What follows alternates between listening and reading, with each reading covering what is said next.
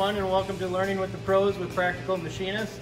I'm Matt Schmelzer here at Northeast Wisconsin Technical College in Green Bay, Wisconsin.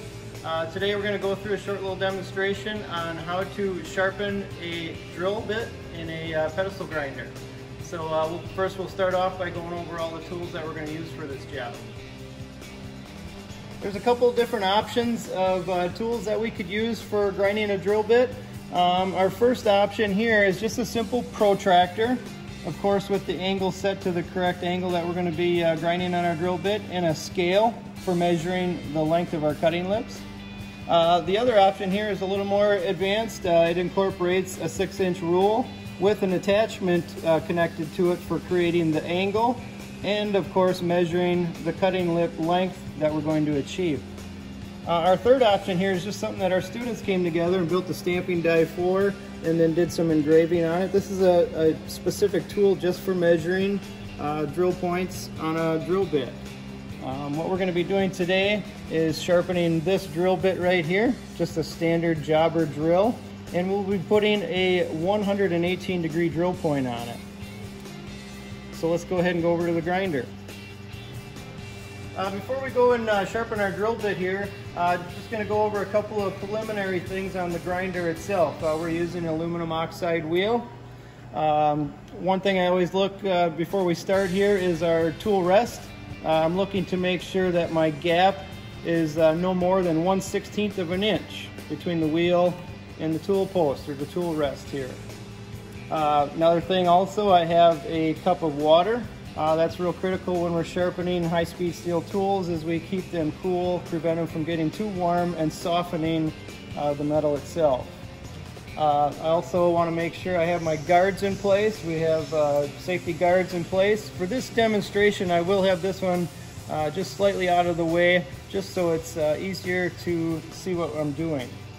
Before we go ahead and grind our drill bit, I'm going to start off by dressing the wheel. So I have my wheel dressing tool here.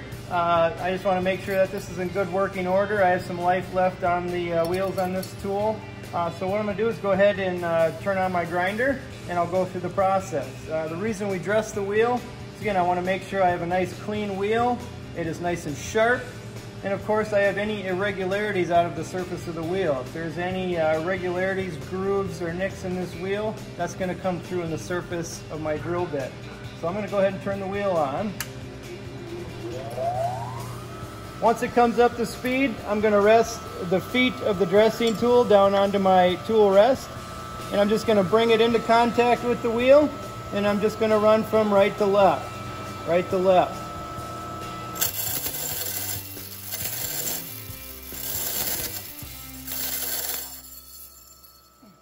Just a few times is all it's going to take. This wheel is usually in pretty good condition. I'm looking for just a nice straight edge on my wheel, nice and sharp. We're ready to start grinding our drill bit. So before I start grinding the drill bit, the first thing I'm going to do is just do a preliminary check with my angle. Again, we're putting a 118-degree point on this drill, so I just want to check both sides of my drill bit just to see where I'm starting. If it's way out of specification now, I can make my adjustment right from the get-go. But this drill here is pretty much dull, but the angle is correct. So the first angle I'm going to look at is my cutting lip clearance angle. And that's basically from the cutting lip back. I'm looking for between 8 and 12 degrees from the cutting lip back. So let's go ahead and start that. So I did on my tool rest already, I just did a quick layout of my 59-degree angle, and it's just for visual, just to keep me in line from the start here, and it's just to get it positioned correctly. Now what I want to make sure is that my cutting lips from side to side are perfectly horizontal when I go to start this. So I want to make sure that the drill is rotated so the cutting lips are horizontal, and then I'm going to bring it over to the wheel, again matching my line on my tool rest just for a reference. And then what I'm going to do is just rotate the drill back right around 8 to 12 degrees. Now it's kind of difficult to measure that exact, so we're just going by feel or by eyeball. So I got it just rotated back my 8 to 10 degrees. and then I'm going to bring it into the wheel, and I'm just going to move across that wheel. So I'm using the entire surface of the wheel. So for just a few seconds, and I'll go ahead and cool it down. So I can see I got a nice one facet grind.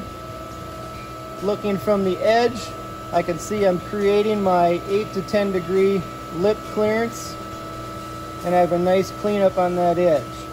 So now I'm going to rotate to the other side. Again, rotation wise, cutting lips are horizontal. I'm matching the angle on my tool rest, and again I'm going to tip the drill bit back 8 to 12 degrees, and then I'll bring it into contact with the wheel. Alright, so I went through and ground my first angle, which is our cutting lip clearance. Again, from the cutting lip back, I'm looking for that 8 to 12 degrees of clearance. And now I'm going to make sure I double check my angle, and I'm just matching it up against my gauge. I'm sticking the one edge of my gauge against the margin, measuring the angle from side to side. That's very critical, because if the angle is not the same from side to side, the drill will walk and it'll create an oversized hole.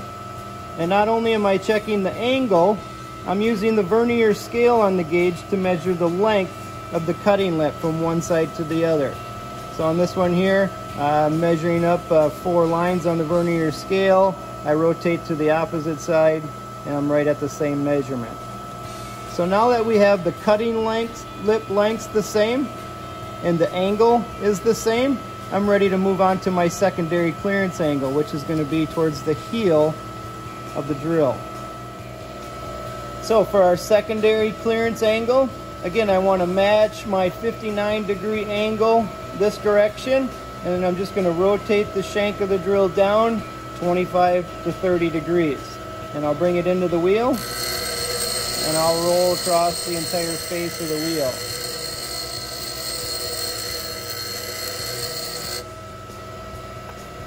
I'll pull the drill off and see my progress.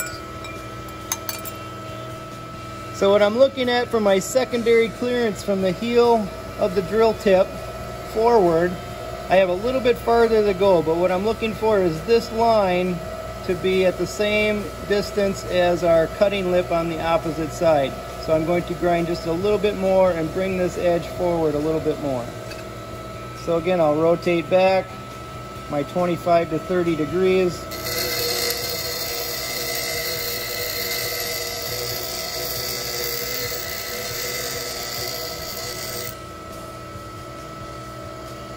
And then check my progress. So at this point, I finished my secondary clearance angle towards the heel of the drill point. And again, I brought that up just to the exact same plane as our cutting lip on the opposite side, so that distance right here. And I matched it from one side to the other. So again, to repeat, we had our angle, our 59 degree angle per side, which makes our 118 degree included angle. We had our cutting lip clearance, 8 to 12 degrees. And then finally our secondary clearance angle on the back side. So that's all it takes with a little bit of practice. This is one skill that can get you out of a bind in a shop at any time. So I just want to thank you for joining us. If you get any comments, drop them below. Otherwise, hit the subscribe button and let us know how we did. Just want to thank you for joining us.